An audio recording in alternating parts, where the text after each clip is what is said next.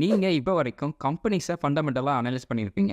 So, இப்ப நம்ம இந்த வீடியோல என்ன பார்க்க போறோம் அப்டின்னா, உங்களுடைய ஃபினான்ஷியல் ஸ்டேட்டஸ எப்படி நம்ம அனலைஸ் பண்றது அப்படிங்கிறத பத்தி தான் இந்த வீடியோல டீட்டெயிலா பார்க்க போறோம். ஸோ, நம்ம எப்படி ஒரு கம்பெனிய ஃபினான்ஷியல் ரேஷியோஸ வச்சு எந்தெந்த இடத்துல இந்த கம்பெனி புவரா இருக்கு அப்படின்னு சொல்லி ஃபைண்ட் பண்றோமோ, அதே மாதிரியே நம்ம உங்களுடைய ஃபினான்ஷியல் இன்ஃபர்மேஷன்ஸ வச்சு அத ரேஷியோவா கன்வெர்ட் பண்ணி எந்தெந்த இடத்துல நீங்க ரொம்ப புவரா இருக்கிறீங்க அப்படிங்கிறத பார்க்க போறோம். ஸோ, இது கேட்கறதுக்கு ரொம்ப பெரிய காம்ப்ளெக்ஸான டாபிக்கா இருந்தாலும் பண்றது ரொம்பவே சிம்பிளான ஒர்க்கா நான் மாத்தி வச்சிருக்கேன். சிம்பிளா இருக்கணும் அப்படிங்கிறதுக்காக ஒரு எக்ஸல் ஷீட் நான் கிரியேட் பண்ணி வச்சிருக்கேன். அந்த எக்ஸல் ஷீட்ஸ்ல பேசிக்கான இன்ஃபர்மேஷன்ஸை மட்டும் என்டர் பண்ணீங்க அப்படின்னாலே போதும். அது ஆட்டோமேட்டிக்கா ரேஷியோவா ஜெனரேட் ஆகிடும். டீடைல்டா இதை எப்படி பண்றது அப்படிங்கிறத பத்தி ஸ்கிரீன்ல பார்ப்போம். நான் உங்களுக்கு இந்த கூகுள் ஷீட்ஸுக்கான லிங்கை நான் கீழே டிஸ்கிரிப்ஷன்ல கொடுத்துருக்கேன்.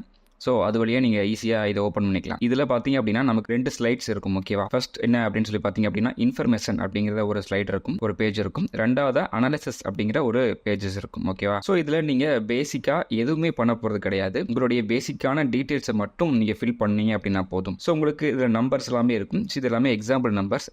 இது எல்லாமே பார்த்தீங்க அப்படின்னா ஒரு விதமான எக்ஸாம்பிள் நம்பர்ஸ் அப்படின்னு சொல்லிட்டு சொல்லலாம். ஸோ இது வந்த உடனே நீங்கள் இதை ஓப்பன் பண்ண உடனே நீங்கள் என்ன பண்ணலாம் அப்படின்னா, முதல்ல எடுத்ததுமே உங்களுடைய ஆனுவல் இன்கம்.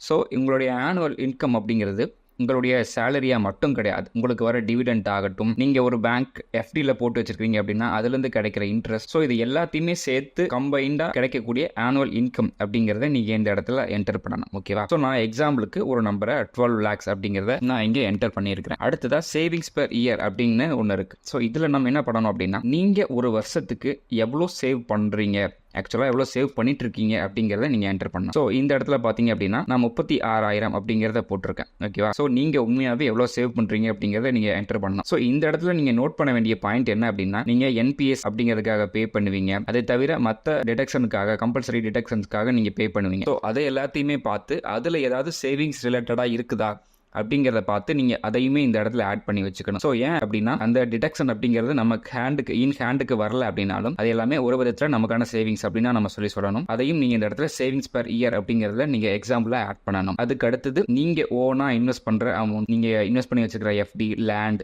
எதுவாக இருந்தாலும் சரி, அது எல்லாத்தையுமே சேவிங்ஸ் பெர் இயர் அப்படிங்கிற காலம்ல என்டர் பண்ணிடுங்க. ஓகேவா? அடுத்ததா டோட்டல் சேவிங்ஸ் அப்படிங்கிறத நீங்கள் பண்ணணும்.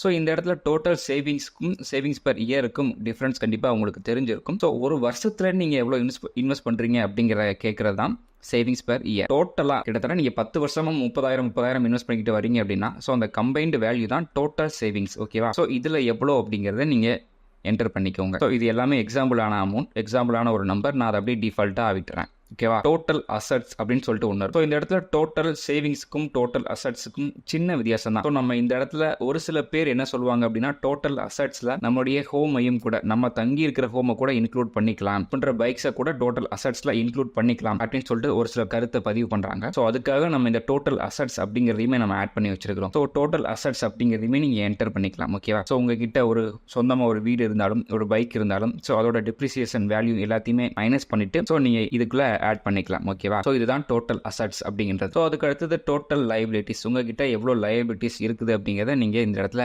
என்டர் பண்ணலாம். உங்களுடைய personal loan, EMI, credit card bills, இந்த மாதிரி எதுவாக இருந்தாலும் சரி, அல்லது நீங்க வேற ஒருத்தருக்காக உங்களுக்கு ஃப்ரெண்டுக்கு தெரிஞ்சவருக்கு கொடுக்கணும் அப்படிங்கிறது எல்லாத்தையுமே கூட நீங்க இந்த லைபிலிட்டிஸ் அப்படிங்கிறதுல இந்த இடத்துல ஆட் பண்ணிடுங்க. அதுக்கு அடுத்ததான் என்னன்னு சொல்லி பார்த்தீங்க அப்படின்னா மந்த்லி எக்ஸ்பென்ஸ். ஸோ இந்த மந்த்லி எக்ஸ்பென்சஸ் அப்படிங்கிறத நீங்க கண்டிப்பாக ஒரு பட்ஜெட் போட்டிருப்பீங்க, அல்லது உங்களுடைய எக்ஸ்பென்ஸ் ட்ராக்கர் வழியாக ட்ராக் பண்ணிட்டு இருப்பீங்க.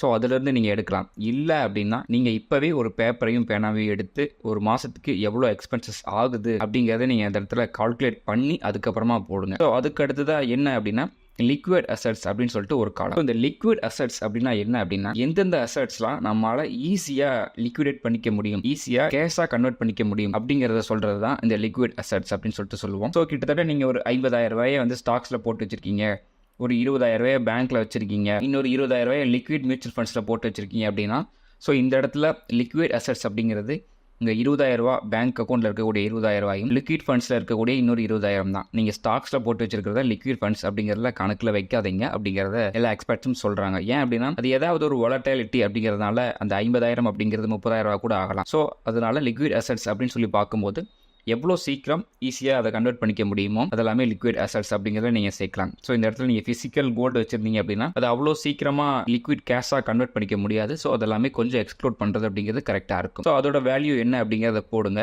லிக்விட் அசட்ஸ் அப்படின்னு ஒன்றுமே இல்லை, வெறும் 2000 ரூபாய்க்கு தான் இருக்குது அப்படின்னா ஸோ அதை கூட நீங்கள் போடலாம். ஸோ அதுக்கடுத்து ஃபினான்ஷியல் அசட்ஸ் அப்படின்னு சொல்லிட்டு இன்னொரு பாக்ஸ் இருக்கு. ஸோ இந்த ஃபினான்ஷியல் அசட்ஸ் அப்படின்னா என்ன அப்படின்னா இப்போ நீங்கள் இன்வெஸ்ட் பண்ணி வச்சிருக்கக்கூடிய ஸ்டாக்ஸ், பாண்ட்ஸ், மியூச்சுவல் ஃபண்ட்ஸ் இது எல்லாமே நம்ம ஃபினான்ஷியல் அசட்ஸ் அப்படின்னு தான் நம்ம சொல்லுவோம்.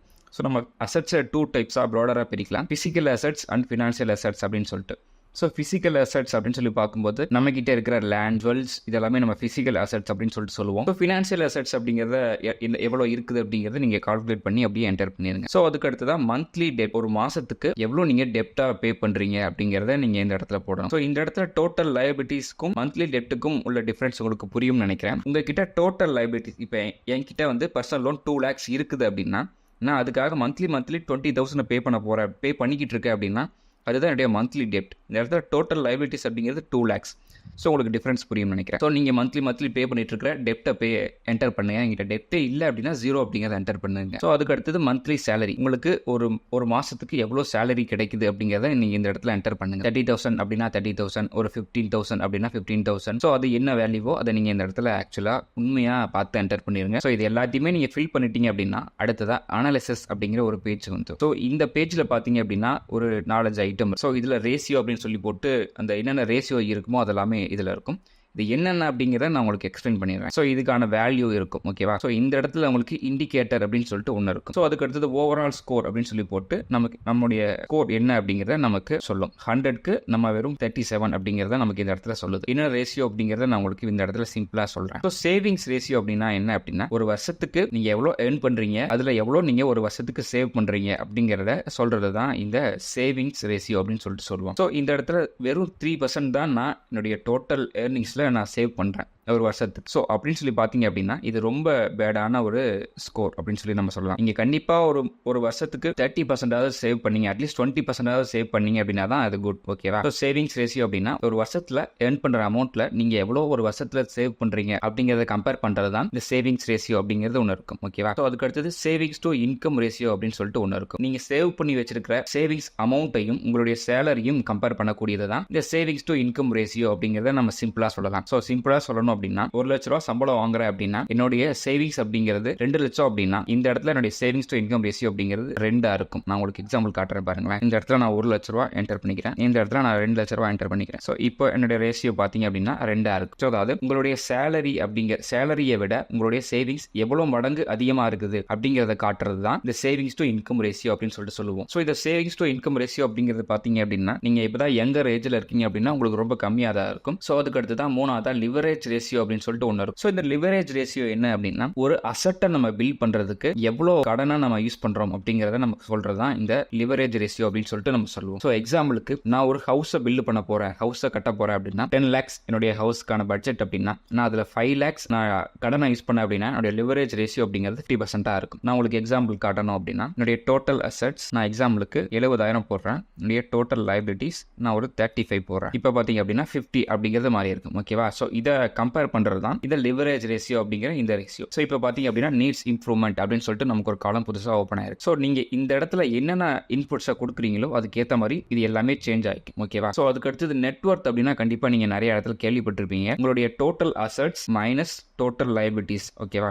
இங்கே 70,000 ரூபாய்க்கு எங்கிட்ட அசட்ஸ் இருக்கு, 70,000 ரூபாய்க்கு எங்கிட்ட லைபிலிட்டிஸ் இருக்கு அப்படின்னா என்னுடைய நெட்வொர்த் அப்படிங்கிறது பார்த்தீங்க அப்படின்னா 35,000 ரூபா, ஓகேவா. ஸோ அதுக்கு அடுத்தது சால்வன்சி ரேஷியோ அப்படின்னு சொல்லிட்டு இன்னொரு ரேஷியோ இருக்கும். ஸோ அதாவது இந்த சால்வன்சி ரேஷியோ அப்படிங்கிறது என்ன அப்படின்னா உங்ககிட்ட ஆக்சுவலா ஒரு அசட் இருக்கும், அதில் நீங்கள் எவ்வளோ சதவீத கடனை யூஸ் பண்ணி இது பண்ணியிருக்கீங்க அப்படிங்கிறத ஒரு விதத்தில் சொல்லும். இந்த சேம் டைம் இந்த சால்வன்சி ரேஷியோ அப்படிங்கிறது பார்த்தீங்க அப்படின்னா உங்களுக்கு கிட்டத்தட்ட ஒரு 30 அந்த மாதிரி இருந்துச்சு அப்படின்னா உங்களுக்கு ஒரு குட் அப்படின்னு சொல்லிட்டு நம்ம சொல்லலாம். ஸோ அதுக்கு அடுத்தது லிக்விடிட்டி அப்படிங்கிறத நம்ம ஒன்று பார்த்தோம் இந்த இன்ஃபர்மேஷன் அப்படிங்கிற இடத்துல. ஸோ இந்த லிக்விடிட்டி ரேஷியோ அப்படின்னா என்ன அப்படின்னா உங்களுடைய டோட்டல் அசட்ஸையும் உங்களுடைய லிக்விட் அசட்ஸையும் கம்பேர் பண்ணுறது தான் இந்த லிக்விடிட்டி ரேஷியோ அப்படின்னு சொல்லிட்டு நம்ம சொல்லுவோம். ஸோ அதாவது என்கிட்ட எவ்வளோ அளவுக்கு லிக்விட் அசட்ஸ் இருக்குது அப்படிங்கிறத மீன் பண்ணுறது தான் இந்த லிக்விடிட்டி ரேஷியோ அப்படின்னு சொல்லிட்டு நம்ம சொல்லுவோம். லிக்விட் அசெட் அப்படிங்கிறது ரொம்ப இம்பார்ட்டன்ட். ஏன் அப்படின்னா ஏதாவது ஒரு எமர்ஜென்சி சுச்சுவேஷன்ல நம்மளுடைய அசெட்ஸை எவ்வளோ சீக்கிரமா நம்மளால லிக்விடேட் பண்ணிக்க முடியும் அப்படிங்கிறத இந்த இடத்துல நமக்கு காட்டும். ஓகேவா? ஸோ இந்த லிக்விடிட்டி ரேஷியோ அப்படிங்கிறது கொஞ்சம் அதிகமாக இருக்கணும். அதுக்காக எல்லாத்தையுமே நீங்கள்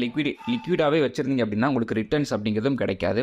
ஸோ இதில் சொல்கிற பேராமீட்டர் படி இதில் வச்சிருக்கீங்க அப்படின்னா கண்டிப்பாக உங்களுக்கு கரெக்டாக இருக்கும். ஸோ அதுக்கு அடுத்தது ஃபினான்ஷியல் அசெட்ஸ் ரேஷியோ. இந்த ஃபினான்ஷியல் அசெட்ஸ் ரேஷியோ அப்படிங்கிறதையும் total financial assets and total assets இது ரெண்டையுமே கம்பேர் பண்ணி பண்ணுறது தான் இந்த ஃபினான்ஷியல் அசெட்ஸ் ரேஷியோ. ஸோ இந்த ஃபினான்ஷியல் அசெட்ஸ் ரேஷியோ அப்படிங்கிறது இம்பார்ட்டன்ட். ஏன் அப்படின்னா லிக்விட் அசெட்ஸாகவும் ஃபிசிக்கல் அசெட்ஸாகவும் வச்சிருந்தீங்க அப்படின்னா உங்களுக்கு அது ஒரு நல்ல ரிட்டர்ன்ஸை ஜெனரேட் பண்ணாது. ஸோ ஃபினான்ஷியல் அசெட்ஸ் கொஞ்சம் அதிகமாக இருந்துச்சு அப்படின்னா அது குட் அப்படின்னு சொல்லிக்கலாம். ஸோ அதை ஓரளவுக்கு ஈஸியாகவும் நம்மளால லிக்விடேட் பண்ணிக்க முடியும். ஸோ கடைசியாக என்ன அப்படின்னு பார்த்தீங்க அப்படின்னா டெப்ட் டு இன்கம் ரேஷியோ அப்படின்னு சொல்லிட்டு நம்ம சொல்லுவோம். ஸோ ஒரு மந்த்ல நம்மளுடைய இன்கம்ல இருந்துட்டு டெப்ட்டுக்காக மட்டும் எவ்வளோ ஸ்பெண்ட் பண்றோம் அப்படிங்கிறத இண்டிகேட் பண்றது தான் இந்த டெப்ட் டு இன்கம் ரேஷியோ அப்படிங்கிறத நம்ம சொல்லுவோம். ஸோ இப்போ என்னுடைய டெப்ட் பார்த்தீங்க அப்படின்னா ஒரு மாசத்துக்கு நான் 20,000 செலவு பண்றேன். என்னுடைய சேலரி பார்த்தீங்க அப்படின்னா வெறும் 30,000 தான். ஸோ 30,000 நான் 20,000 ஸ்பெண்ட் பண்றதுனால எனக்கு 66 இருக்கு. ஸோ இப்பவே நான் அதை 10 மாத்திட்டேன் அப்படின்னா 10,000 மாத்திட்டேன் அப்படின்னா ஸோ எனக்கு அது பாதியாக குறைஞ்சிருக்கும். ஓகேவா?